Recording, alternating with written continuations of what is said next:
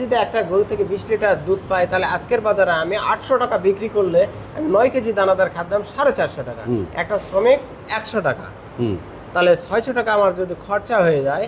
ঘাসও যদি 100 টাকা দেয়, আমি 200 টাকা পার দিন থাকলেও মাসে 6,000, 10 মাস দুধ দিলে 6,36,000। বছর শেষে আমি একটা বাছুর বিক্রি করবো 1 লক্ষ টাকা। তাহলে যারা আমি 1.5 লক্ষ টাকায় একটা গরুতে পেলাম, 5টা গরু থাকলে 5 দিয়ে 7.5 লক্ষ টাকায় প্রফিট পাওয়া যাবে। মানে কত হবে শুরুতে ওই গরুটা? ওই গরুটার দাম 1,20,000 থেকে 30, হাইস্ট 1.5 লক্ষ টাকা। আচ্ছা, তার মানে 1.5 লক্ষ টাকা ইনভেস্ট করলে বছরে অবশ্যই আরো 1.5 লাখ টাকা পাওয়া যাবে।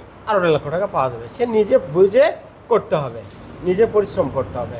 যদি একটা রাখালের উপর সে নির্ভর করে, তাহলে সে পালতে পারবে না। যত রাখালই রাখুক, একটা গরুর পেছনে একটা রাখাল যদি রাখে, আর যতক্ষণ পর্যন্ত নিজে না দেখেছে, না দেখাশোনা করছে, ততক্ষণ পর্যন্ত সে হবে না, এবং সে নিজে অভিজ্ঞতা নিতে হবে।